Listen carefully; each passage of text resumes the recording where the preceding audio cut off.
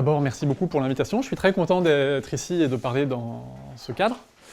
Donc moi, j'ai un background un peu différent de Michaela et Benjamin, parce que moi, je suis vraiment un mathématicien. J'ai fait une thèse de maths, j'ai plein de papiers de maths. Je suis vraiment un matheux, et puis je suis tombé dans l'assistant de preuve un peu par hasard. Parce que, en tant que mathématicien, on réfère des papiers, j'avais l'impression de référer de plus en plus de papiers, soit un peu faux, soit beaucoup faux. Et j'étais un peu frustré par cet état de fait. Mais cet état de fait, on ne peut même pas tellement le reprocher aux mathématiciens, c'est le système qui est comme ça. Il y a un système de publish or perish, où il faut publier beaucoup de papiers, et à la limite, le fait qu'il soit juste est secondaire pour se construire une carrière.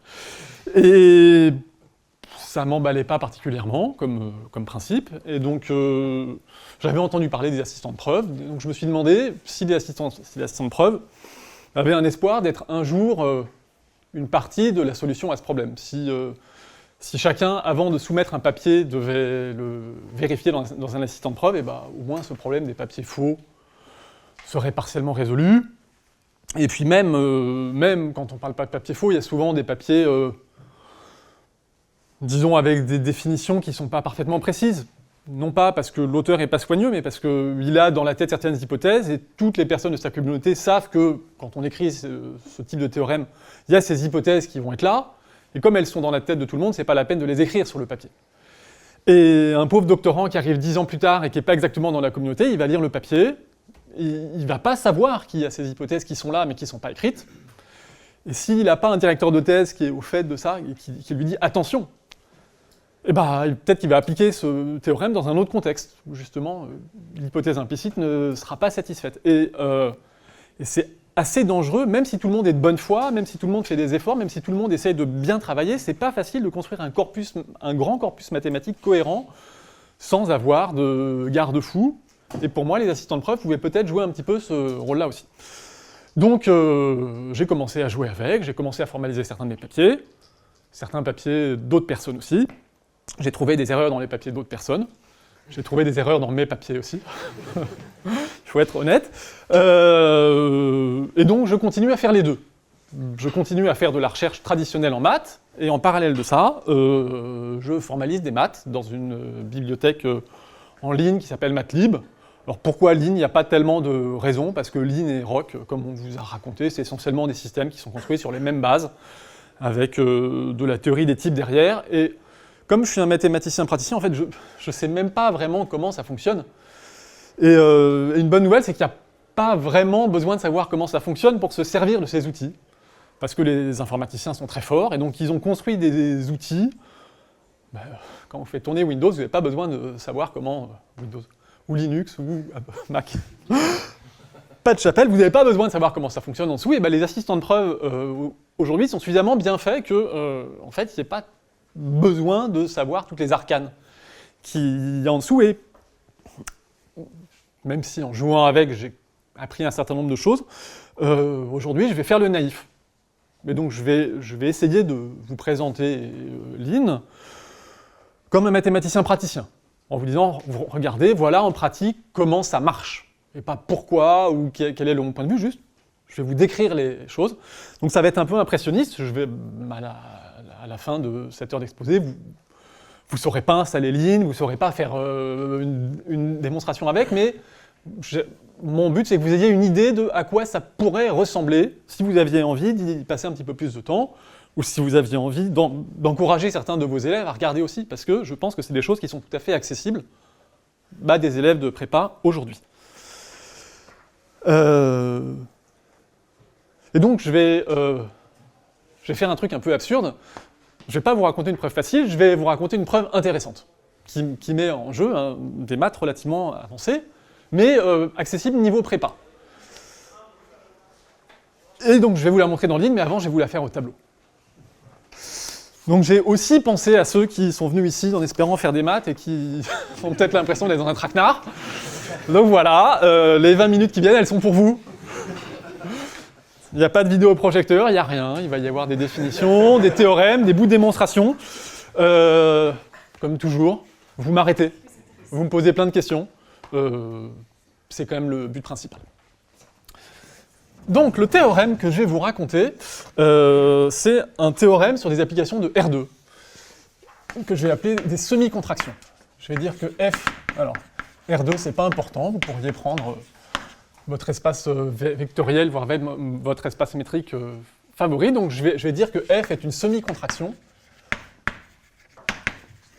Ah oui, j'ai un gros défaut. Je suis chercheur au CNRS et c'est une bonne nouvelle pour mes étudiants, vu que j'enseigne pas beaucoup. J'écris très mal. D'accord ? Donc il ne faut pas essayer de lire ce que j'écris, c'est juste un support, il faut écouter ce que je dis. C'est quoi la bonne nouvelle pour tes étudiants ? C'est que j'en ai pas. Ah oui, d'accord. J'étais pas sûr. C'est ça. C'est une semi-contraction si elle ne dilate pas les distances. Donc si vous préférez, elle est un-Lipschitzienne. Si, pour tout xy, la distance de f de x à f de y est plus petite, au sens large, que la distance de x à y. C'est pour ça que c'est une semi-contraction et pas une contraction. Si c'est une contraction forte, on sait exactement ce que ça ferait, ça aurait un point fixe et ça tirerait tout le monde exponentiellement vite vers ce point fixe. Quand on met une unité large ici, ça ouvre tout de suite un petit peu plus la classe d'application. Les premiers exemples auxquels on peut penser, c'est les contractions strictes. Comme je vous ai dit, on tend vers un point. Mais l'autre exemple de base, c'est les translations. Les translations, ça rentre dans cette classe-là. Et le théorème que je vais vous écrire dit qu'en fait, ça a tendance à ressembler à des translations.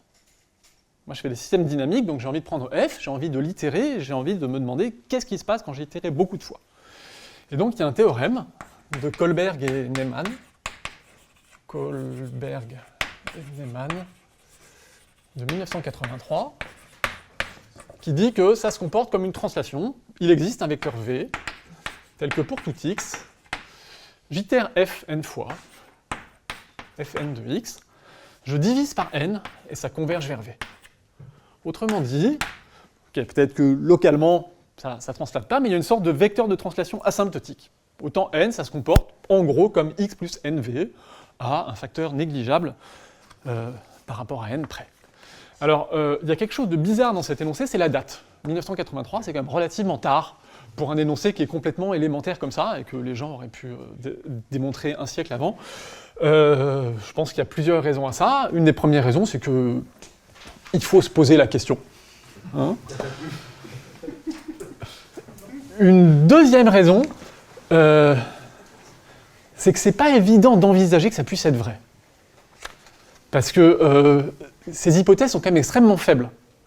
Et se dire que des hypothèses extrêmement faibles comme ça vont quand même contraindre la classe des applications pour avoir un théorème comme ça, c'est pas du tout évident. Souvent, c'est plus dur de trouver le bon théorème que de le démontrer. Et ça, c'est un exemple. Et je pense que la troisième raison, c'est qu'en fait, c'est pas un théorème facile. C'est pas un théorème dur, c'est un théorème astucieux. Si vous essayez de vous dire, ok, une semi-contraction, vous décrivez localement, vous essayez de voir un petit peu, vous essayez de démontrer, vous n'allez pas y arriver. Il faut une idée un peu astucieuse pour ce truc-là. Je connais plusieurs preuves dans la littérature, et celle que je vais vous raconter maintenant, qui est due à Carlson au début des années 2000, je trouve, elle est très jolie. Donc c'est aussi pour ça que j'avais envie de vous la raconter aujourd'hui. Donc, démonstration de Carlson.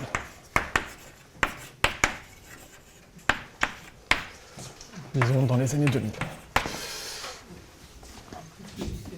Oui. De distance. Oui. Euclidienne. Euclidienne, c'est très important. R2, euclidien. C'est faux avec la norme du sup. Donc la démonstration de Carlson, elle va utiliser la sous-additivité. Donc l'objet central, si vous voulez, ça va être UN, qui va... Alors, une première remarque, c'est que si je prends deux points x et y, je regarde fn de x et fn de y, ils restent à distance bornée par la distance de x à y. Donc si je sais démontrer cette convergence-là pour un point x, je l'obtiens pour n'importe quel autre point x, parce que la différence entre fn de x et fn de y reste bornée. Donc je vais juste le démontrer pour x égale 0, juste pour me simplifier la vie. Et si je prends x égale 0, l'objet que je vais essayer de regarder, ça va être la distance entre 0 et fn de 0. Cette suite-là, il se trouve que c'est une suite sous-additive, dans le sens suivant, si je regarde un plus m, Donc c'est la distance de 0 à fn plus m de 0. Et là, j'ai envie de comparer ce qui se passe par rapport au temps n. Et donc, je vais utiliser une Y triangulaire. Je vais dire que c'est plus petit que la distance de 0 à fm de 0 plus la distance de fm de 0 à fm plus n de 0. Et qu'est-ce que je reconnais? Le premier terme ici, c'est um, par définition. Et le deuxième terme ici, c'est pas un, mais c'est fm que j'ai appliqué au point O et fm que j'ai appliqué au point fn de O. Alors je sais que la transformation fm, elle contracte les distances. Donc cette distance-là, elle est plus petite que la distance entre O et fn de O, qui est exactement un. Donc un plus m est plus petit que un plus um, c'est ce qu'on appelle la sousétivité de la suite U, et quand on a de la sousétivité, il y a un lemme très connu qui s'appelle le lemme de Fekete, qui va vous dire que un sur n converge. Je ne sais pas si vous le donnez en colle, mais moi je sais que je l'avais eu en exercice de colle, alors je ne sais plus si c'était en sup ou en sp, mais voilà. C'est classique, mais c'est facile, hein, parce que, en fait, un sur n, ça va tendre vers l'inf duk sur k. Et comment on démontre ça? On prend un n0 tel que un0 sur n0 est proche de l'inf. Et ensuite, quand n est quand n tend vers l'infini, on écrit n, c'est k fois n0 plus un petit reste. On fait la division euclidienne de n par n0. Et en faisant ça et en divisant par n, on voit que un sur n est plus petit que un0 sur n0 plus un petit machin qui tend vers 0. Et donc à partir d'un certain rang, un sur n est plus petit que un0 sur n0 plus un petit epsilon. Et donc si un0 sur n0 avait été pris proche de l'inf, ça dit qu'à partir d'un certain rang, un sur n est plus petit que l'inf plus 2 epsilon. Ça m'avait pris l'heure en colle. Bref, un sur n converge. Donc c'est pas mal, appelons la limite A, vers une limite A qui est positive ou nulle. C'est pas mal ça, on sait déjà que le point Fn de 0, il a une certaine vitesse asymptotique de fuite qui est linéaire, qui est ce A. Autrement dit, au temps n, on est à peu près sur une sphère de rayon n, de rayon A fois n. On a fait la moitié du chemin. On a montré un contrôle de la norme, et maintenant il va falloir montrer un contrôle de la direction. Mais vers l'infini, et c'est là que ça devient un petit peu plus astucieux. Alors il y a un cas qui est facile, c'est si cette limite A est nulle, on a gagné. Un sur n tend vers 0, et c'est bon.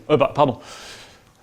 La taille tend vers 0, et donc Fn de 0 sur n lui-même tend vers 0, c'est bon. Et donc la difficulté, c'est si A n'est pas nul, il faut contrôler la direction. Et pour contrôler la direction, voilà l'argument de Carlson. On va introduire un petit epsilon positif. Et on va regarder la suite un moins A moins epsilon fois n. Alors un, il se comporte comme A fois n. Celui-là, il croît strictement moins vite. Donc cette chose-là, ça se comporte comme epsilon fois n, ça tend vers l'infini. Et comme ça tend vers l'infini, une suite qui tend vers l'infini, elle a des records. Il y a forcément des moments où elle va dépasser toutes les valeurs précédentes, parce que si, à partir d'un certain rang, elle ne dépassait plus les valeurs précédentes, elle resterait coincée sous un seuil qu'elle ne dépasserait jamais. Donc là, elle tend vers l'infini, donc elle a des records, et je vais considérer un tel record. Elle a même des records arbitrairement grands. Donc je vais prendre soit grand N, un record pour cette suite. Qu'est-ce que ça veut dire? Ça veut dire que pour tout i plus petit que n, je vais avoir ui moins a moins epsilon i qui est plus petit que un moins u grand n moins a moins epsilon fois grand n. Okay. Et je vais le réécrire un tout petit peu différemment parce que c'est ça dont j'aurai besoin après. Je vais regarder un-i. Donc je change entre i et n-i. J'ai envie de regarder un-i moins un. Et il est plus petit que A moins epsilon n moins i moins A moins epsilon n. Et si j'ai bien fait les choses, les n disparaissent. C'est pour ça que j'ai mis le n moins i ici, et donc c'est plus petit que moins A moins epsilon fois i. Très bien. Pourquoi pas. Alors qu'est-ce qu'on va faire avec ce record ?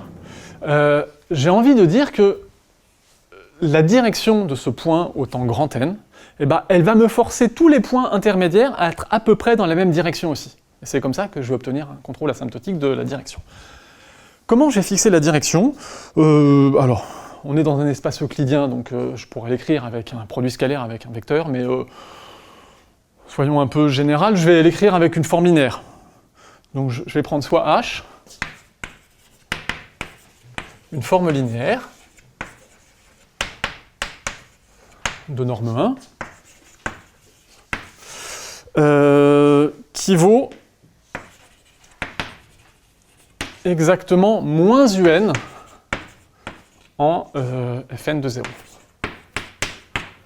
Fn de 0.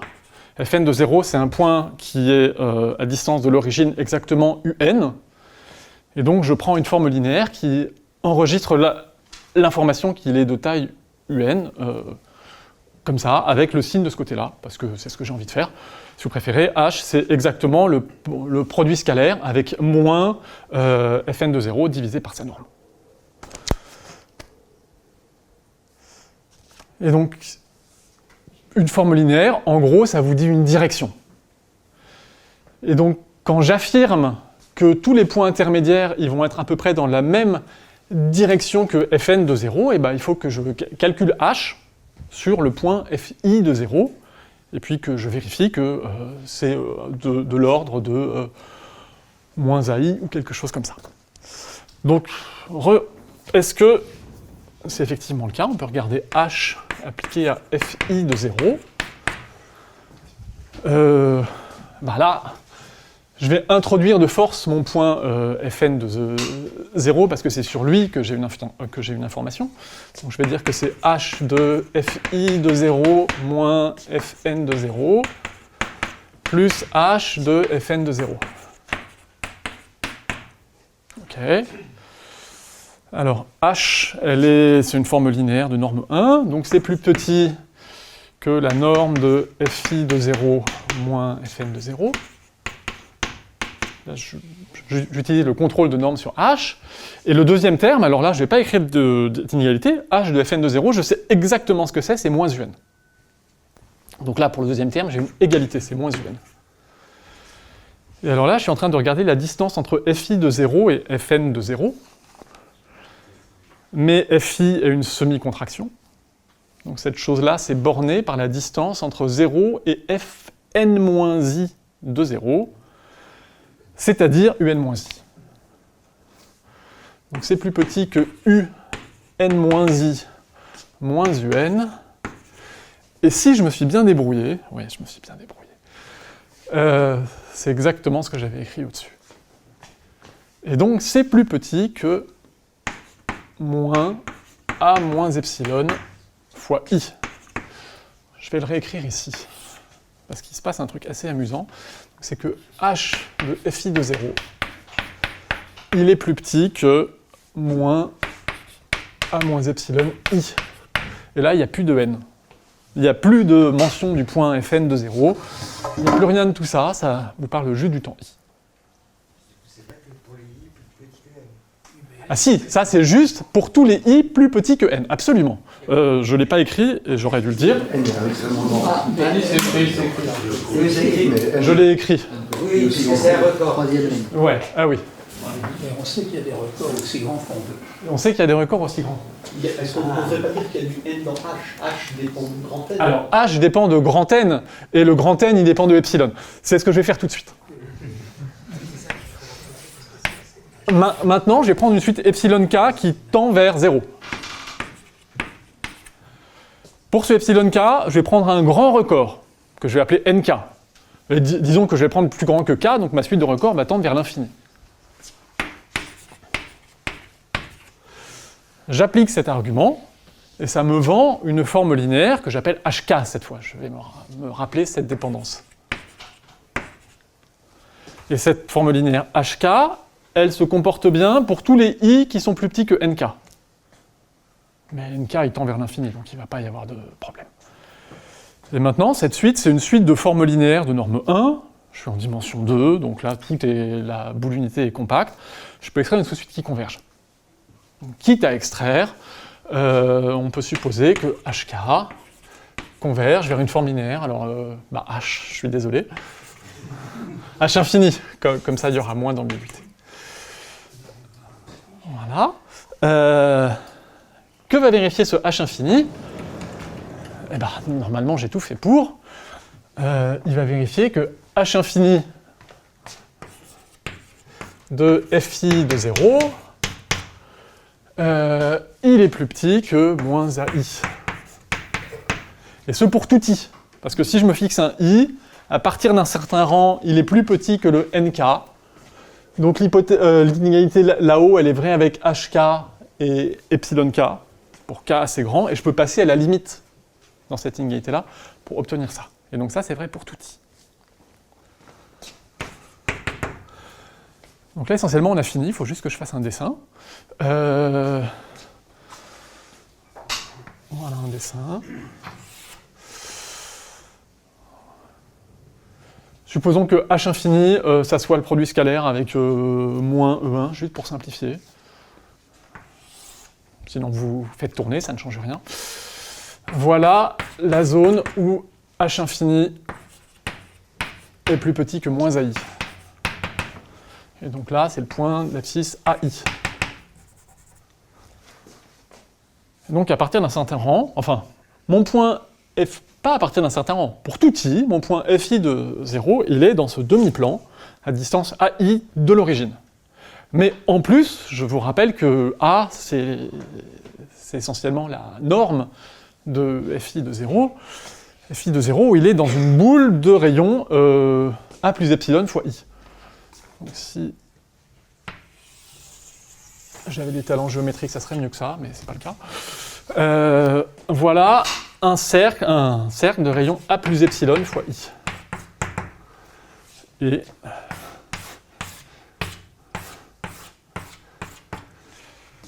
donc Fi de 0, je sais qu'il est dans ce demi-plan, et je sais qu'il est aussi à l'intérieur de cette boule.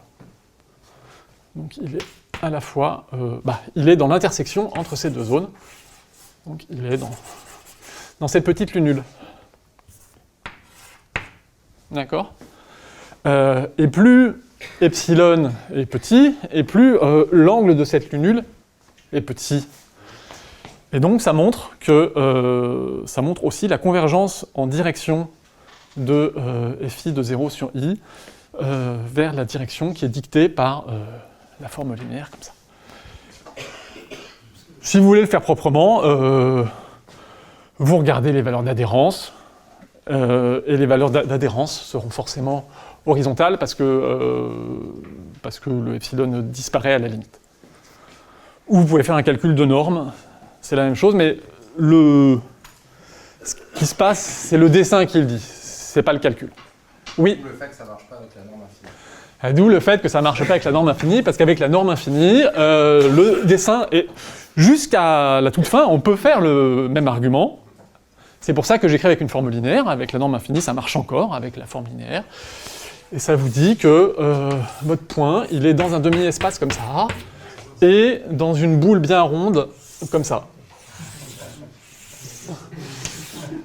Et malheureusement, ça fixe pas les directions. Voilà. Dès que la norme est strictement convexe, ça va passer. Si la norme n'est pas strictement convexe, cette preuve ne va pas marcher. Et en fait, si vous regardez dans les notes, c'est pas juste que la preuve ne va pas marcher, c'est que le résultat est faux, et on peut construire un contre-exemple qui n'est pas très compliqué. Et que je vous laisse en exercice pour quand vous vous ennuierez, parce que je vous ferai du lean. Et donc voilà, c'est la fin de la démonstration. Et j'aime bien ces démonstrations parce qu'il y a une astuce, c'est pas trop compliqué, ça brasse un peu de maths. Et maintenant, je vais vous la raconter en ligne. Est-ce qu'il y aura moyen de... Alors, le vidéo, normalement je sais faire. Hop, la lumière. C'est bien comme ça. Hop. Donc juste, pourquoi j'ai pris cette preuve parce que c'est pas une preuve qui parle de trucs finis. Souvent, une idée qu'on peut avoir a priori quand on n'a pas joué avec l'assistant de preuve, c'est l'ordinateur c'est génial parce que ça permet de représenter dans sa mémoire des objets super compliqués et ensuite on peut faire des calculs sur ces objets super compliqués. Et c'est certainement vrai dans certains cas, mais l'assistant de preuve c'est pas juste ça. C'est d'abord, on fait des preuves. Alors une preuve, ok, c'est une suite de symboles qui respecte certaines règles, et les ordinateurs, ils manipulent très très bien les suites de symboles qui vérifient certaines règles. Et donc le fait que ça représente des objets finis ou infinis, en fait, n'est pas pertinent. Le but, c'est vraiment de faire des démonstrations. Donc ça ressemble à un langage de programmation. Vous avez vu Coq, c'est le même genre, il y a une syntaxe assez précise, on ne peut pas faire n'importe quoi. On peut créer des définitions. Voilà une définition. Tout à l'heure, je vous ai dit ce que c'était qu'une semi-contraction. C'était une fonction telle que pour tout point x à y, la distance de f de x à f de y est plus petite que la distance de x à y. Là, je traduis exactement de la même manière. Alors, évidemment, il faut quand même savoir qu'on est dans un contexte où on a des espaces métriques, et c'est l'hypothèse que j'ai marquée juste au-dessus, et qui, une fois qu'elle est là, est en place pour tous les énoncés à suivre dans le fichier.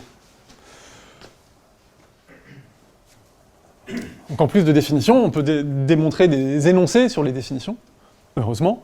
Alors, un lemme que j'ai utilisé sans le dire, c'est que la composition de deux semi-contractions, je prends F et G, deux applications d'espace X vers Y et Y vers Z. Je suppose que les deux applications sont des semi-contractions, alors leur composition est une semi-contraction. On est d'accord que c'est évident. Comme Michaela l'a dit, l'ordinateur n'est pas très malin. L'ordinateur, il faut lui dire les choses. Et donc là, je lui ai dit la preuve est illisible. Vous n'êtes pas censé comprendre ce qu'elle dit, c'est juste... comme la preuve est triviale, je lui ai dit... j'ai pas essayé de faire quelque chose de lisible. J'ai essayé de faire quelque chose d'efficace. Je pourrais faire quelque chose de plus lisible, tout aussi efficace. Un petit peu dans Lean, comme dans Coq, il y a des tactiques, des espèces de couteaux suisses qui vont faire les choses pour vous. Et donc voilà.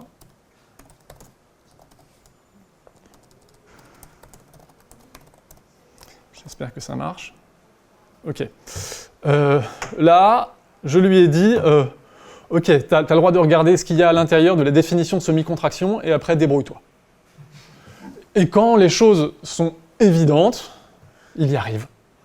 Et quand les choses sont pas évidentes, il n'y arrive pas. Parce que la machine est bête, et là, on n'a pas un truc d'IA qui tourne derrière, qui va faire des choses compliquées. Là, le but, c'est que ce soit rapide, en fait. Rapide pour que ce soit interactif. Donc voilà, ce grind, je ne sais même pas comment on traduit ça en français, mais voilà, c'est un truc d'automatisme. Essaye de voir si c'est facile, et si c'est facile, fais-le. Alors, comme je vous ai dit, c'est comme un langage de programmation, donc il y a une syntaxe assez stricte. Si j'oublie un crochet fermant, il va râler qu'il ne comprend pas.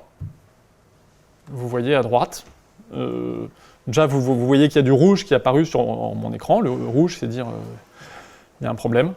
Et à droite, il me donne un message d'erreur. Et quand il n'y a pas de message d'erreur et qu'il y a à droite un goals accomplished, c'est que c'est bon, il est convaincu par la preuve et on peut passer à la suite. Alors la suite, qu'est-ce que j'ai mis? J'ai mis que l'itération d'une semi-contraction est une semi-contraction. Chose que j'ai aussi utilisée implicitement quand je vous ai fait la démonstration au tableau. Et la preuve... on va faire une récurrence. Hein. Quand on a des entiers quoi d'autre, une récurrence sur n, pour le cas 0, je ne vous ai pas dit que ça, c'est f itéré n fois. Et pour le cas 0, il faut voir que f itéré 0 fois, c'est une semi-contraction, f itéré 0 fois, c'est l'identité. Il s'agit de vérifier que la distance de x à y est plus petite que la distance de x à y. Le système sait faire ça tout seul. Donc, on va utiliser une autre tactique, une autre sorte de couteau suisse, qui s'appelle le simplificateur, qui ne fait pas la même chose que dans Roc, parce que ça serait trop simple. Même si vous allez remarquer plein de similitudes, les récurrences, on appelle ça induction, à la fois dans Roc et dans Lean. Lean est très très inspiré de Roc par beaucoup de côtés, et un petit peu de Isabelle par d'autres côtés. Donc pour le cas de base de la récurrence, le simplificateur, si on lui dit « tu as le droit de regarder à l'intérieur de la définition de semi-contraction », il se débrouille tout seul. Et le cas n+1, on dit au simplificateur « débrouille-toi, mais tu as le droit d'utiliser quelque chose ». Qu'est-ce que tu as le droit d'utiliser ? Tu as le droit d'utiliser comp. C'est quoi comp ? C'est le lemme qu'on a démontré au-dessus, le lemme semi-contraction.comp. Et donc ce lemme comp, il prend deux hypothèses. En fait, quand on applique un théorème, on mange des hypothèses. C'est comme quand on applique des fonctions. On mange quelque chose et puis on renvoie à autre chose. Et donc là, qu'est-ce qu'il mange ? Il mange deux hypothèses, le fait qu'une première application est une semi-contraction et le fait qu'une deuxième application est une semi-contraction. Ici, il mange mon hypothèse de récurrence, et mon hypothèse de récurrence, c'est que f itéré n fois est une semi-contraction. Et il mange aussi le fait que f tout court est une semi-contraction. Donc cette chose-là va vous renvoyer le fait que f puissance n composé avec f est une semi-contraction. Alors après, il faut se rendre compte que ça, c'est la même chose que fn plus 1. Et le simplificateur va le faire pour vous. Donc ça correspond vraiment à la preuve qu'on a envie de faire. Si on devait écrire les détails sur un papier, on les écrirait comme ça. Ou si on devait expliquer les détails à un étudiant de début de sup, on l'expliquerait comme ça aussi. Qui écrit ça ? C'est toi ? C'est moi. Alors, là, tout ce que tu vois à l'écran, c'est moi qui l'écris. Le rôle de la machine, c'est pas d'écrire des choses, c'est de comprendre ce que je lui dis. Ça s'appelle assistant de preuve en français, et le terme n'est pas très bon. On devrait appeler ça un vérificateur de preuve. Moi, je tape une preuve, et Lynn regarde et me dit soit je suis convaincu, soit je suis pas convaincu. Quand Lynn n'est pas convaincu, ça apparaît en rouge, et me dit non, là, ça va pas, il me faut plus de détails. Et là, par exemple, grind, ça n'aurait pas été. Alors, on peut regarder. C'est ça qui est bien, c'est que... je pense que grind ne va pas marcher, et je te dirai juste après pourquoi. Voilà. Là, on voit que grind ne marche pas. Là, il te dit à droite, grind failed. Et pourquoi ? Parce que grind, c'est un couteau suisse assez puissant, mais qui va juste travailler avec ce qu'on lui dit de regarder, alors que le simplificateur, lui, dans toute la bibliothèque qui est derrière, il y a plein de lemmes qui sont enregistrés et où on dit que le simplificateur doit essayer de les appliquer dès qu'il peut. Et donc c'est pour ça que c'est deux tactiques différentes. Grind est plus puissant, mais va utiliser moins de lemmes déjà enregistrés dans la bibliothèque. Et donc là, grind ne doit pas savoir que f itéré 0 fois, c'est l'identité. Alors que le simplificateur, lui, le sait. Ça a été défini où, ça ? Alors, de quoi donc ? F itéré 0 fois, c'est l'identité, ça a été... Alors, c'est un lemme qui a été démontré quelque part. On peut aller voir la définition de l'itération n fois. C'est défini dans un autre fichier de la bibliothèque. Oui, alors là, c'est même pas dans... Si, là, c'est dans Matlib, effectivement. Mais je vous parlerai un petit peu plus tard, après avoir raconté la preuve, de ces problèmes de bibliothèque et de où les choses sont agencées. Mais donc, si on va voir la définition de l'itération d'une fonction, un tout petit peu plus bas, vous voyez un premier lemme qui s'appelle iterate 0, qui dit que f itéré 0 fois, c'est l'identité, et vous voyez au-dessus ce add simp, qui vous dit... Simplificateur, dès que tu vois f puissance 0 n'importe où, tu le remplaces par l'identité en appliquant ce lemme. Et c'est pour ça que simp se débrouille bien dans le fichier Carlson. Juste par curiosité, oui. Si le lemme qui fonctionne, dont il a besoin, là, ça s'appelle iterate 0, oui. C'est grind, mais que tu lui dis qu'il faut appliquer iterate 0, est-ce que ça va suffire ou est-ce qu'il y a... Eh ben, on va faire ça. grind, semi-contraction et iterate 0. Alors. Non, ça n'a pas marché. Ça n'a pas marché. Il fallait en faire autre chose. Voilà. Mais donc, quand le simplificateur marche, c'est parfait. Comme je vous ai dit, moi, je suis un utilisateur de ces choses-là. J'essaye de vous convaincre que vous aussi, vous pouvez l'utiliser. Pourquoi il n'y a pas une fonction, l'équivalent de simplificateur, qui lui dit « essaye toutes les fonctions possibles ». Alors, il y a aussi. Essaye toutes les possibilités. Ouais, Ça marche pour des l'aime. Ça marche. Oui. Ouais. Non, mais exactement comme dans un théorème, on dit en utilisant le lemme3, bah, on pourrait aussi dire l'un des lemmes précédents doit servir, donc je les essaye tous, même si ça n'a aucun sens. Une explosion pour nos Oui, élèves, on mais accepte pas. là en l'occurrence. Il appelle Maclib. Non, toutes celles qu'on a prédéfinies. Ok. Voilà, je voudrais démontrer que, voilà, je prends une fonction f de R dans R, je vais vous montrer que f itéré 0 fois, c'est l'identité. Donc je vous ai dit qu'on peut faire le simplificateur, parce qu'il saura le faire, mais on peut aussi lui dire, explore toute la bibliothèque. Je suis désolé, ça risque de ne pas marcher, mais ce exact point d'interrogation,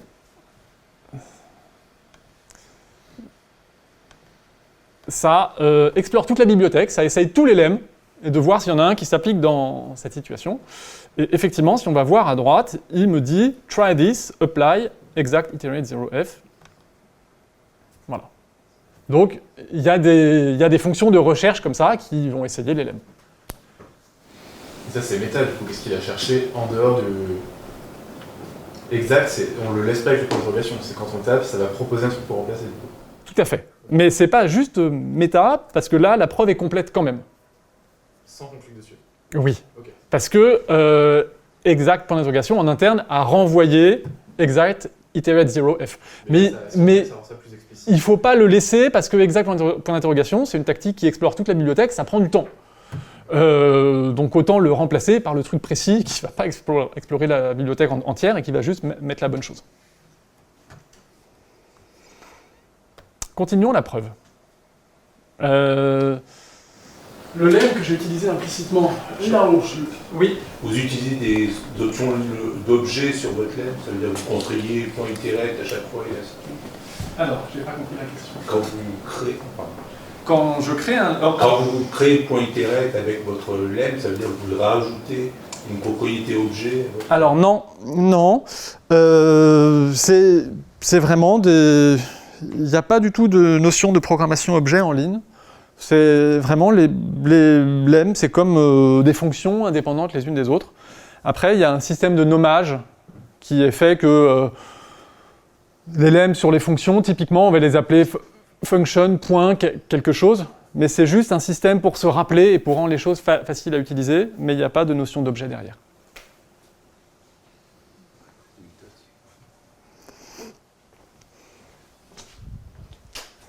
Donc, lemme, existence de record.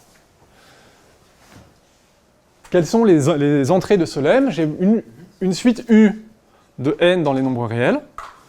J'ai une hypothèse sur cette suite U qui est que U tend vers plus l'infini en plus l'infini. C'est ce que le atop veut dire. Et j'ai un entier grand N. Et la conclusion, c'est qu'il existe un petit n au-delà de ce grand N qui est un record, c'est-à-dire que UN bat toutes les valeurs de UM précédentes. C'est un truc que j'ai utilisé implicitement ici, que je vous ai expliqué à l'oral. Quand on fait du lean, on peut pas, ou du rock, on ne peut pas expliquer à l'oral, il faut expliquer tous les détails. Et ce lemme qui a l'air stupide, je vous ai dit, bah, si on n'avait pas de record, alors on serait coincé en dessous d'un maximum et on ne dépasserait jamais. Et ben, il va falloir dire l'argument en mettant quelques détails. Et les quelques détails, c'est ça, donc c'est un peu plus long, même si c'est censé correspondre exactement à ce que je vous ai dit. On va regarder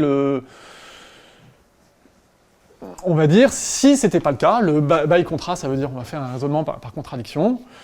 Si c'était pas le cas, s'il n'y avait pas de record au-delà du temps grand N, et ma suite resterait éternellement bloquée en dessous du maximum avant le temps grand N. Et c'est juste ça que je dis à l'ordinateur, alors il faut réussir à lui dire d'une certaine manière. Et donc je définis ce grand M qui est quoi? Qui est le maximum de ma suite jusqu'au rang grand N. Et ensuite je démontre par récurrence que UN est tout le temps plus petit que ce grand M. Je le démontre par récurrence, en séparant deux cas. Soit N est plus petit que grand N, et à ce moment-là, UN est plus petit que le maximum. Soit N est plus grand que grand N, strictement, mais à ce moment-là, mon hypothèse par l'absurde me dit qu'il est plus petit qu'une valeur de U auparavant. Et cette valeur de U auparavant, par mon hypothèse de récurrence, elle est plus petite que grand M, et donc U lui-même est plus petit que grand M, et c'est fini. Et donc ma suite est tout le temps bornée par grand M, mais comme elle tend vers plus l'infini en plus l'infini, ah oui, merci, ah oui, je suis désolé. Mais comme elle tend vers plus l'infini en plus l'infini, il doit exister un entier où UN est plus grand que M plus 1. C'est la définition de tendre vers l'infini en plus l'infini. Et donc, on a d'une part montré que UN était tout le temps plus petit que grand M, et on a montré qu'il y avait un moment où c'était plus grand que grand M plus 1, et ça c'est une contradiction, et c'est fini. Michaela vous a dit que les preuves on peut les faire en forward ou en backward. Moi je suis plutôt forward.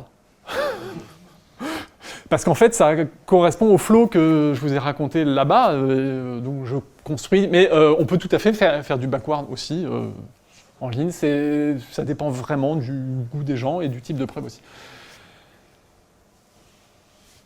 Donc l'argument que je vous ai raconté, il y a des moments où il faut avoir des idées, entre guillemets, il faut avoir l'idée d'introduire le maximum de ma suite jusqu'au rang grand N, il faut avoir l'idée de faire une récurrence forte, il faut avoir l'idée de séparer les cas N est plus petit que grand N ou plus grand que grand N. Une fois qu'on a eu ces idées, normalement, tout est facile, il n'y a plus qu'à dérouler les définitions, et c'est exactement ce que je fais là. Dérouler les définitions et se débrouiller tout seul, c'est ce que Grind fait là, là et là. Parce que je suis flemmard. J'aurais pu écrire tous les détails, ça aurait pris 2 ou 3 fois plus de lignes. Et, le but du jeu, c'est quand même, on explique les idées et on ne rajoute des détails que si l'assistant de preuve ne réussit pas à se débrouiller tout seul. Mais c'est suffisamment bien fait pour que souvent, ça réussisse à se débrouiller tout seul. Après, cela dit, si au début de la preuve j'avais mis by grind, évidemment, il n'aurait pas réussi. Alors là, ça commence à être long. Vous vous doutez bien que j'ai pas pu taper ça directement comme ça, sans faire la moindre faute de syntaxe. Et donc c'est la manière d'utiliser ces assistants de preuve, interactifs. C'est-à-dire que on commence la preuve, alors ici. Donc exactement comme tout à l'heure dans Coq, vous voyez, il y a une fenêtre qui vous dit toutes les informations qui sont en cours. Là, quelles sont les données en cours? On a une suite U de N dans R. On sait que cette suite tend vers l'infini en plus l'infini, et on a un entier grand N, et notre but, le truc qu'on doit montrer, c'est que, tout à l'heure en Rock, c'était en dessous du petit trait, c'était le truc qu'on devait démontrer, donc là, il y a ce symbole-là qui veut dire essentiellement la même chose, et que vous avez vu tout à l'heure dans les exposés aussi. Le but, c'est de montrer qu'il existe un N plus grand que grand N, tel que blablabla. Donc si j'applique un raisonnement par contradiction, il va me contredire cette hypothèse. Alors, il sait intervertir les quantificateurs, sans se tromper, normalement, et le sens des inégalités. Et donc, on va savoir que pour tout N plus grand que grand N, il existe, il a bien travaillé, il a mis une inégalité stricte, et il a renversé, c'est bien, et donc il faut arriver au fait qu'on a quelque chose de faux, et je commence à définir le grand M, voilà, j'ai défini mon grand M qui apparaît maintenant dans mon contexte, et quand je démontre, je dis que UN est plus petit que grand M pour tout N, et je suis entré dans une sous-preuve, et dans cette sous-preuve, mon but c'est de voir que UN est plus petit que grand M, et je fais la récurrence, et puis je peux appliquer des lemmes. Et là, par exemple, j'ai appliqué mon lemme pour dire que je veux voir que UN est plus grand que grand N, qui est défini comme un maximum, Et donc, il s'agit de voir que UN appartient à l'ensemble dont j'avais pris le maximum. Et bon, la grind fait le travail, et puis je ne sais pas pourquoi il réapparaît tout le temps en haut. Vous faites échappe. Oui, je passe mon temps à faire échappe. Oui, parce que j'ai besoin. Ok, on va vivre avec alors. Mais sinon, si ça ne gêne pas la salle, vous pouvez le laisser. Moi, ça me gêne. Je pense qu'il est en haut, il ne cache rien, donc on va le garder. Et donc là, on arrive dans la deuxième partie de la récurrence où on a supposé que petit n était plus grand que grand N. Et alors là, j'ai l'hypothèse de récurrence qui est à ma disposition, donc c'est-à-dire que pour tout petit m plus petit, strictement plus petit que petit n, UM est plus petit que grand M. Et j'ai mon hypothèse absurde 10 qui est tout là-haut, et grind, il va combiner les deux, et il va enchaîner trois inégalités toutes seules, et il va voir on a bien UN plus petit que grand M. Donc une preuve, ça ne s'improvise pas comme ça, on la remplit petit bout par petit bout, et à chaque fois, on voit ce que le système demande, et soit grind ou une autre tactique surpuissante termine, et c'est très bien, soit c'est pas le cas, et on rajoute des détails. Donc je vois que je suis allé beaucoup plus lentement que ce que je pensais, mais c'est pas grave. On va continuer un tout petit peu la preuve. On va finir la preuve. On peut introduire des notations. U, c'est exactement la suite UN que j'avais introduite. C'est la distance entre Fn de 0 et 0. Et on veut montrer que U est sous-additive. Alors le sub-additive, ici, j'ai pas eu besoin de le définir. C'est quelque chose qui était déjà défini dans la bibliothèque sur laquelle je m'appuie. Et pour démontrer que U est sous-additive, comment on avait fait? On avait dit que UM plus N, c'était la distance entre Fm plus N de 0 et 0. J'avais appliqué l'unité triangulaire pour entrer le point Fn de 0 au milieu de force. Et ensuite, j'avais utilisé la semi-contraction pour dire que la distance de Fm plus N de 0 à Fn de 0, c'était borné par la distance de Fm de 0 à 0. Et j'avais dit que ça, c'était UM. Et bien là, normalement, vous reconnaissez exactement la preuve que je vous ai faite au tableau, avec cette syntaxe qui est faite pour imiter, justement, la syntaxe mathématique des suites de calcul. Et la grosse différence, c'est que quand je vous ai fait la suite je vous avais juste écrit la suite d'inégalités. Là, quand je l'explique à Lynn, à chaque fois, pour chaque inégalité, j'ai besoin de lui justifier pourquoi. Est-ce que cette inégalité est vraie? Là, vous voyez, le premier pas, c'est une égalité qui est vraie par réflexivité. Le deuxième cas, il est vrai en appliquant le lemme de l'unité triangulaire. Le troisième lemme, il est vrai en faisant un rewrite que M et N commutent. Bref, il faut appliquer les lemmes pour justifier chacune des étapes, mais donc c'est un peu plus détaillé que ce que je vous ai dit au tableau, mais c'est pas fondamentalement beaucoup plus détaillé. Une fois qu'on a fait ça, j'introduis la limite, j'affirme que UN sur N tend vers la limite. Alors il y a une lettre N bizarre parce que c'est le filtre des voisinages. Et j'ai pas envie de vous en parler. Non, mais j'avais envie de vous en parler, mais je ne vais pas assez vite.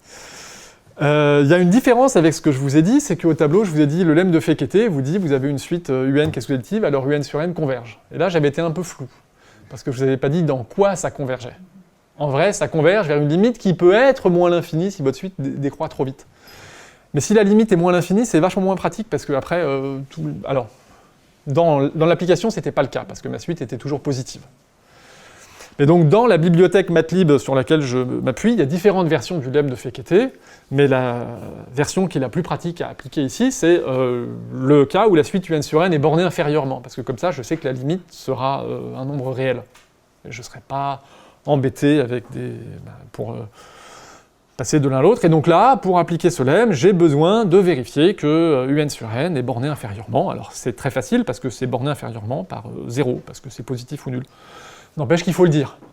C'est quelque chose que je vous avais pas du tout dit quand je l'avais fait au tableau, et je considère pas que je vous avais arnaqué, c'était pas une erreur, c'était évidemment vrai pour vous et pour moi, et donc on n'avait même pas besoin de le dire. Et bien là, quand on fait de la vérification de preuve, il y a besoin de dire tous ces détails. Donc c'est parfois un peu fastidieux, plus que quand on interagit et qu'on se comprend à demi-mot. En même temps, ça vite, ça garantit qu'on ne dit pas de bêtises. Une fois qu'on a fait ça, donc la limite, elle est positive ou nulle, sans problème.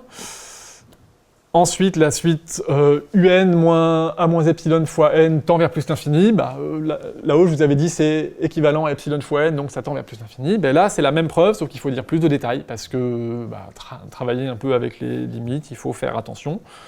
Alors, c'est pas fondamentalement compliqué, mais c'est un peu plus long. Là, j'avais envie de vous parler de exact. Là, on applique un lemme un peu compliqué, qui n'est pas évident à trouver dans la bibliothèque, mais si on ne sait pas comment ce lemme s'appelle, il y a ce exact qu'il trouve assez facilement dans la bibliothèque. Et donc, la suite continue, encore et encore. Donc, c'est un peu long, hein. C'est un peu long, c'est pas horriblement long, mais c'est un peu long, mais c'est vraiment les mêmes arguments que ceux que je vous ai faits, là. Là, c'est en un temps grand N fixé, on peut trouver une forme linéaire H qui se comporte bien jusqu'au temps grand N. On commence par utiliser un record. En ce record, on trouve une forme linéaire qui a la bonne norme et qui se comporte bien comme on veut. Alors là, tout à l'heure, je vous ai un peu arnaqué, mais c'est pas grave. J'ai dit soit H une forme linéaire de norme 1 qui vaut moins un sur Fn de 0. Là, on est dans R2, donc ça marche très bien, mais la formalisation que je suis en train de faire, je la fais dans RD. Et quand on est sur un espace vectoriel de dimension 0, il n'y a pas de forme linéaire de norme 1. Il n'y a que la forme linéaire nulle, et donc elle est de norme 0. Et donc, en toute rigueur, si on veut faire cette formalisation sur un espace RD général, la forme linéaire qu'on va obtenir ne sera pas de norme 1, mais de norme inférieure ou égale à 1. On n'a pas l'habitude de penser à ces cas limites, mais quand on formalise, on est bien obligé, parce que sinon le système n'est pas d'accord. C'est pas possible de l'arnaquer. C'est pas possible de l'arnaquer, mais c'est justement l'intérêt de la chose. On ne peut pas éviter les cas limites. Par contre, quand on a fini, on est sûr de soi.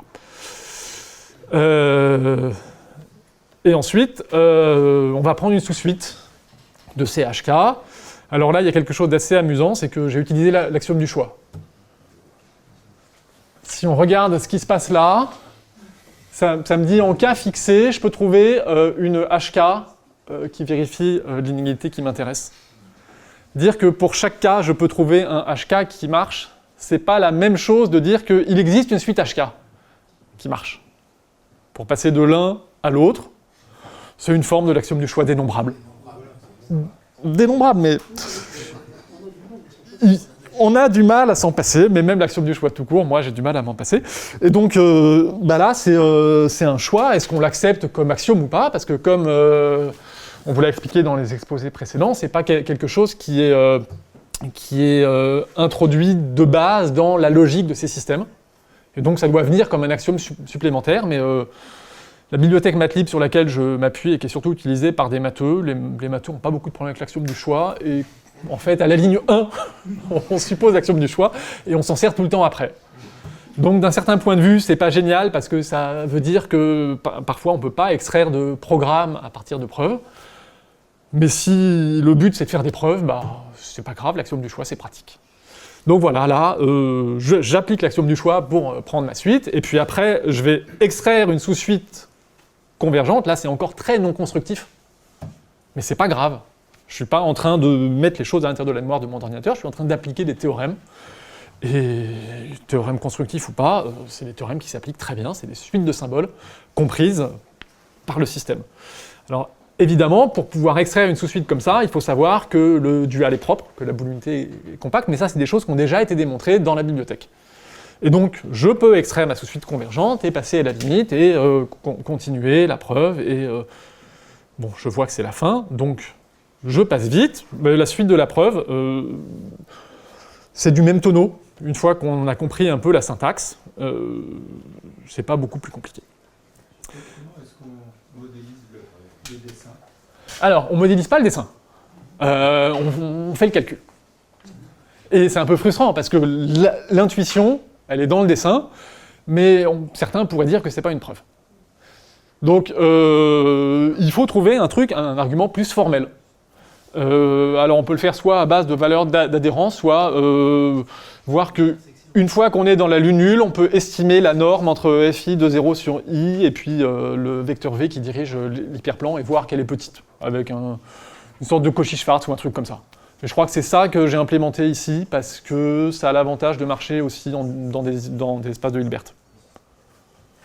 Parce que là, je l'ai raconté dans R2, mais en fait, la preuve marche très bien en dimension infinie aussi, il n'y a pas de différence. Bon, il faut prendre des limites faibles, mais c'est un détail. Je suis en retard. Je voudrais juste vous montrer qu'il faut faire attention. On pourrait se dire, ok, une fois qu'on a formalisé une démonstration, c'est bon, on a fini, et donc on ne sert plus à grand-chose. On peut faire une confiance aveugle en le système. En un sens, c'est vrai, parce que ça vérifie les preuves. Si vous donnez un théorème et qu'après vous donnez une démonstration du théorème, vous avez une garantie à 100% que la démonstration est bonne, enfin si le système est content, et donc que votre théorème est démontré. Ce qui n'est pas évident, c'est est-ce que le théorème que vous avez écrit dit vraiment ce que vous pensez qu'il dit ou pas? On pourrait se planter dans les définitions, on pourrait se planter dans les énoncés, et en fait, c'est des choses qui arrivent relativement souvent. Et je voulais juste vous en donner un exemple ici. Voilà une autre version du théorème de Kohlberg et Neyman que je vais démontrer en 2 lignes. Le théorème dit... Ah, c'est essentiellement le même. Il existe un vecteur V dans E, tel que... Alors, je regarde la fonction qui a un entier n associe fn de 0, que je multiplie par le scalaire 1 sur n. Et donc, cette suite-là, qui est dans mon espace vectoriel, converge en plus l'infini vers ce point V. Voilà une preuve. J'affirme que le vecteur V égale 0 va convenir. Parce que, en fait, à partir du rang 2, c'est ce que ça dit là, à partir du rang 2, cette suite va être égale à 0. Vous avez le droit de ne pas être d'accord, mais n'empêche que là, il n'y a pas de rouge. Donc le système est convaincu, vous n'êtes peut-être pas d'accord, mais vous avez tort. Parce que si Lin vous dit que c'est vrai, il n'y a pas de doute. Où est la subtilité? La subtilité, c'est que là, j'ai pas précisé ce que c'était que ce 1 sur n. N est un entier. Si je dis rien de spécial à Lin, il va se dire, j'ai un entier, 1 sur n, ça doit être un entier aussi. Ah non, c'est la division tronquée. Je peux prendre un entier, je peux le diviser par un autre entier, et ça va me faire la partie entière de la division dans les rationnels. On a enregistré une division sur les entiers dans la bibliothèque, parce que c'est un truc qui sert souvent. Et donc là, comme j'ai rien dit à Lin, il voit un entier, il dit, on divise par un entier, ça doit être un entier aussi, ça doit être la division dans les entiers, donc ça doit faire l'entier 0. Mais alors, est-ce que ça a bien un sens? Est-ce que je sais faire agir les entiers sur mon espace vectoriel E? Bah oui, parce que E, c'est un groupe additif, et dans les groupes additifs, on a défini une action des entiers, c'est n appliqué à x, c'est x plus x n fois. Donc le système se dit qu'il a compris ce que je voulais lui dire, parce que ça correspond à des choses qu'on a déjà définies dans la bibliothèque. Et donc il est parfaitement content, il comprend ce que c'est, mais comme ça, c'est l'entier nul appliqué à bref, ça fait 0, et donc ce lemme est démontré. Donc il faut faire attention. C'est pas le système va tout faire pour vous, il faut vraiment avoir un esprit critique. Et il faut comprendre ce que ça dit. Il y a des gens qui s'amusent à utiliser de l'IA pour démontrer des énoncés, et 2 fois sur 3, 3 fois sur 4. Ils ne connaissent pas bien les assistants de preuve, et les énoncés qu'ils écrivent ne correspondent pas du tout à ce qu'ils pensent que ça veut dire, et souvent c'est totalement inutile. Donc, pour raconter tout ce que je viens de vous dire, il faut quand même... il y a pas mal de maths. Là, je vous ai parlé des nombres réels, je vous ai parlé d'espaces vectoriels normés, je vous ai parlé de la boule unité du dual et compact, je vous ai parlé de prendre des sous-suites, je vous ai parlé de plein de choses, en fait. Et si j'avais dû vous définir toutes ces choses-là pour vous faire la preuve, au lieu de prendre 230 lignes, ça aurait fait 20 ou 30 000 lignes. Rien que pour définir les réels, c'est quoi les réels? C'est les classes d'équivalence de suites de Cauchy de rationnels. Donc il faut définir ce que c'est que des suites de Cauchy de rationnels. Il faut définir ce que c'est que des rationnels. Il y a plein de choses qu'il y a avant. Et donc pour formaliser des maths, on ne peut pas partir de rien. Il faut des grosses bibliothèques dans lesquelles il y a beaucoup de choses qui sont mises. Et là, je m'appuie sur cette bibliothèque qui s'appelle Matlib, dont je ne vais pas plus vous parler aujourd'hui parce que j'ai plus le temps, mais je vous en parlerai demain. Merci.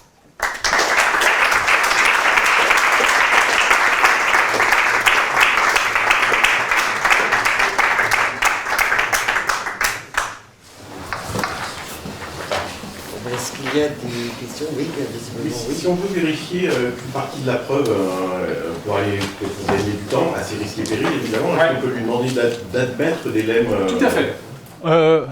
Tout à fait. On peut dire j'écris tel lemme, et puis je suis désolé, mais j'ai pas envie de te le démontrer. Et quand je dis ça, c'est pas juste une figure de style, c'est je suis désolé, mais j'ai pas envie de te le démontrer. Voilà. Et donc là, il me dit goals accomplished, donc il considère que j'ai terminé la preuve. Évidemment, c'est pas génial. Et donc ensuite, surtout si je fais un autre théorème qui utilise celui-là, et donc il y a des commandes pour dire est-ce que tu peux me vérifier que tous les lemmes sur lesquels ce théorème repose ont vraiment été démontrés, qu'il n'y a pas de sorry ailleurs. Mais il n'empêche que quand on construit une bibliothèque, en fait, on fait ça souvent. On admet des trucs, on se concentre sur les parties intéressantes, et puis après, on reprend les trucs qu'on a admis, et puis on les fait, on se rend compte qu'on s'était planté, et on répare tout derrière. Mais même ce qu'on a fait avant, ça sert quand même... En fait, c'est comme quand on écrit un article de maths. Quand on écrit un article de maths, c'est jamais linéaire, on commence par le premier lemme, et on se dit c'est lui qui... Non. On commence par le milieu, on trouve un lemme, on se dit que ça va être important, et puis que ça va servir, et puis mais il y a peut-être... Et on remplit les trous au fur et à mesure. Et une procédure de construction de preuves formalisées, ça ressemble beaucoup à une procédure de on fait des maths. Je vais remettre la vraie preuve parce que je me sens plus à l'aise. Donc là, on a utilisé donc, des axiomes supplémentaires, axiomes du choix, et puis on a inversé des quantificateurs à un moment, donc c'est pas purement constructif. Tout à fait. Et donc ça produit quand même quelque chose qui est un certificat d'une certaine manière ou... Ah bah c'est une preuve, oui. Ok, mais dans la preuve, il y a écrit qu'on a vu des axiomes. C'est une preuve au sens mathématique, mais qui utilise l'axiome du choix, oui. Mais c'est une preuve quand même. Et quand on utilise ça, et du coup, quand on cherche un théorème, on voit facilement qu'est-ce qui a été utilisé, justement. Par exemple, on prend un résultat qui est très loin dans la bibliothèque, qui repose sur beaucoup de choses, on peut savoir facilement si... Alors, j'ai envie de dire que non, parce que, tu vois, là, si je demandais qu'est-ce que ça utilise dans la bibliothèque, ça utiliserait des dizaines de milliers de définitions et de résultats, et donc ça ne serait pas vraiment exploitable. Tu vois, voir que ça utilise la théorie des espaces uniformes pour construire la complétion de Q. Dès que je parle de R, ça utilise la théorie des espaces uniformes, mais lui demander explicitement, genre est-ce que ça utilise l'axiome du choix par exemple? Enfin, s'il y a des choses particulières. Alors, pour les axiomes, oui. Mais en fait, des axiomes dans Matlib, il y a juste l'axiome du choix. Et il y a essentiellement tout qui utilise l'axiome du choix. Donc, alors, je ne vais pas retrouver la syntaxe exacte, mais tu vois, si je fais ça...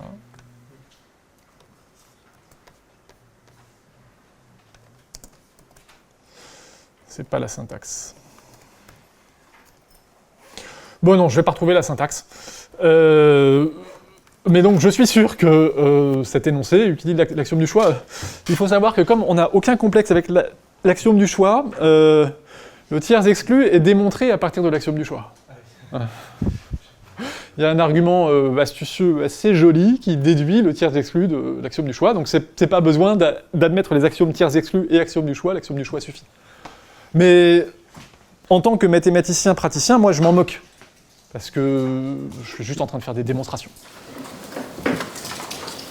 Est-ce que tu travailles dans un domaine des mathématiques où c'était possible de faire ça et peut-être qu'il y a d'autres domaines des mathématiques où ce genre d'approche te semble peut-être plus difficile? Alors, Matlib couvre à peu près toutes les maths jusqu'au niveau agrég, disons, plus des pics dans plein de directions de recherche en fonction des motivations des gens. Pour moi, tout est formalisable, à condition d'y passer du temps, parce que comme tu as vu, c'est quand même un peu lourd. Mais je vois aucun obstacle intrinsèque qui empêcherait de formaliser n'importe quel théorème. Et combien de temps ça rajoute pour écrire un article, par exemple? Au moment où j'ai la version papier, et je veux le vérifier, en pourcentage de temps, c'est plus de 100%, plus 50%? Ça dépend énormément, parce que ce qui prend du temps, c'est de formaliser les prérequis. Tu vois, là, si je veux formaliser la preuve de Carlson et que tous les prérequis sont faits, ça, en une après-midi, c'est bon. Il faut que je reconstruise les nombres réels, ça va me prendre 1 an. Et le problème, c'est que pour les maths de recherche actuelles, la plupart des prérequis ne sont pas formalisés. Et donc là, il y a peu de résultats de recherche qui sont formalisables. Sur mes travaux, la plupart, je ne peux pas les formaliser. Il y en a quelques-uns que je peux, et à ce moment-là, je suis très content de le faire, mais la plupart du temps, c'est pas possible parce que ça serait trop lourd. Mais c'est parce que c'est récent, parce qu'on peut imaginer qu'il y a une communauté qui s'active et que c'est cumulatif. Oui, surtout que c'est open source, donc n'importe qui peut venir et rajouter des choses, mais malgré tout, les maths, c'est gros, il y a beaucoup de choses et ça prend beaucoup de temps à construire. Surtout que si on veut faire les choses bien, ça prend du temps, c'est exactement ce dont je parlerai demain. Est-ce qu'il y a des concurrents à Matlib? Alors oui, des concurrents, des partenaires, parce que c'est donc dans ROC il y a plusieurs bibliothèques qui permettent il y en a une qui s'appelle MathComp qui fait plein de types de maths avec disons que c'était plus algébrique au début, mais maintenant il y a MathComp Analysis qui rajoute une composante d'analyse avec la théorie de l'intégration et tout.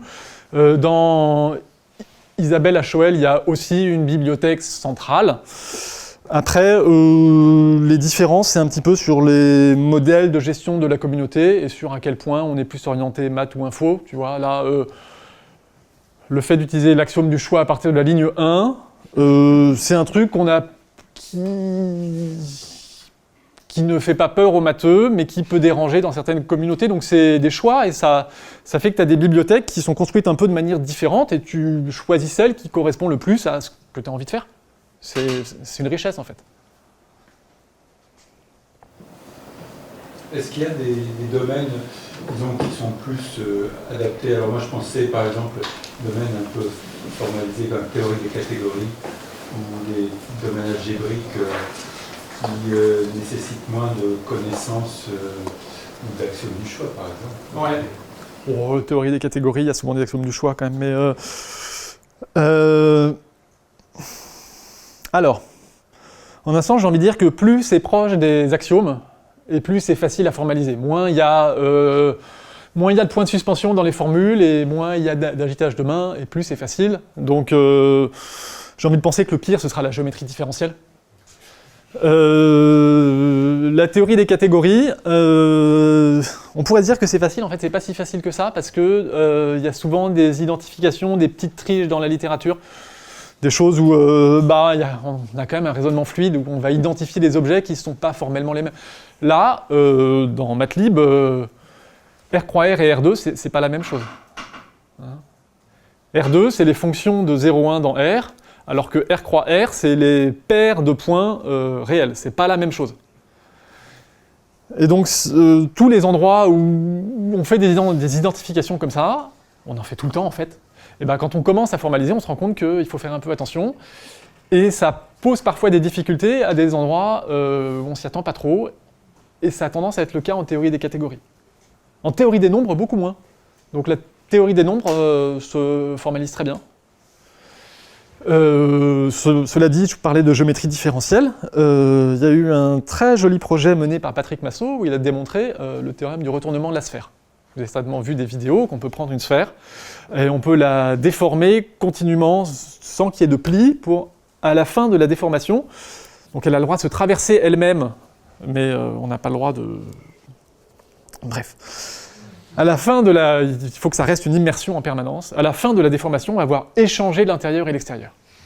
C'est un théorème qui avait été démontré à la fin des années 60 par Smale de manière non constructive, c'est-à-dire qu'il savait que ça existait par des arguments de topologie algébrique abstraite, mais il ne savait pas comment faire, il n'avait pas d'exemple. Et au fil du temps, il y a plusieurs constructions explicites qui ont été faites, et il y a des démonstrations plus conceptuelles qui ont été données aussi. Et donc, Patrick Massot a mené une formalisation de ce théorème, donc ce théorème est démontré en ligne. Alors, il y a l'axiome du choix partout, non, mais c'est pas, il a fait un dessin, et il a montré que ce dessin convenait, il a utilisé un processus de déformation qui est initialement dû à Gromov, avec des corrugations. Si vous avez jamais vu ça, vous pouvez regarder sur Internet, il y a des très belles images. Et donc c'est un théorème abstrait qui s'applique de manière beaucoup plus générale que pour le retournement de la sphère, et dont le retournement de la sphère est un cas particulier. Vous disiez que c'était difficile de formaliser de la géométrie différentielle dans ce truc-là. Est-ce que la géométrie algébrique, c'est plus facile ? Oui, sauf quand on triche. En géométrie algébrique, souvent on fait des identifications canoniques et on fait comme si c'était des égalités. Et en fait, souvent, c'est pas des égalités, et parfois, c'est même pas des identifications canoniques. Donc, il y a du travail, mais c'est des choses qui se font et ça avance raisonnablement. Est-ce que les risques d'erreur, comme ce que vous nous avez montré de collage, elles sont suffisamment peu nombreuses pour qu'on soit tranquille quand on a une preuve qui fonctionne ou... Alors, ça dépend. Quand tu écris un énoncé, tu le formalises, là, il y a un risque. Par contre, si ensuite tu formalises des conséquences de ce théorème, pour formaliser des conséquences de ce théorème, tu vas appliquer le théorème que tu as démontré. Et là, si tu as raté son énoncé, en fait, il ne va pas s'appliquer pour démontrer les trucs que tu veux. Donc, le vrai test, c'est est-ce que ton théorème est applicable pour en déduire des conséquences. Et le jour où il est applicable, c'est bon. Mais tant qu'il n'a pas été appliqué, il y a un risque. Une question. Il y a eu des grosses migrations sur MATLib en 2025. Ça vous a impacté sur votre travail sur les... Alors, des grosses migrations. Ils ont changé les types, ils ont changé les graines. Alors en fait, moi je suis un des mainteneurs de MATLib, donc quand il y a du travail comme ça à faire, je suis plutôt du côté de ceux qui le font. Et je le fais parce que je pense que c'est important. Donc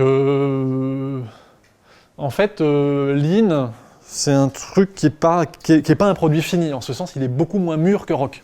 Il est en train d'évoluer en permanence. Et donc du point de vue du logiciel, c'est plutôt des améliorations. N'empêche que nous, à chaque fois, on paye les pots cassés. Et donc, on répare MATLib quand il y a des modifications de Lean. Mais en général, une fois qu'on a fait les réparations, on se rend compte que c'est mieux et qu'ils ont eu raison de faire les modifications dessus.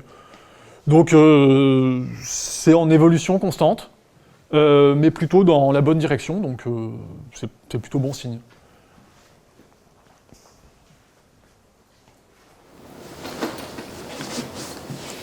Bien, y a-t-il d'autres questions? Sinon, je propose qu'on remercie.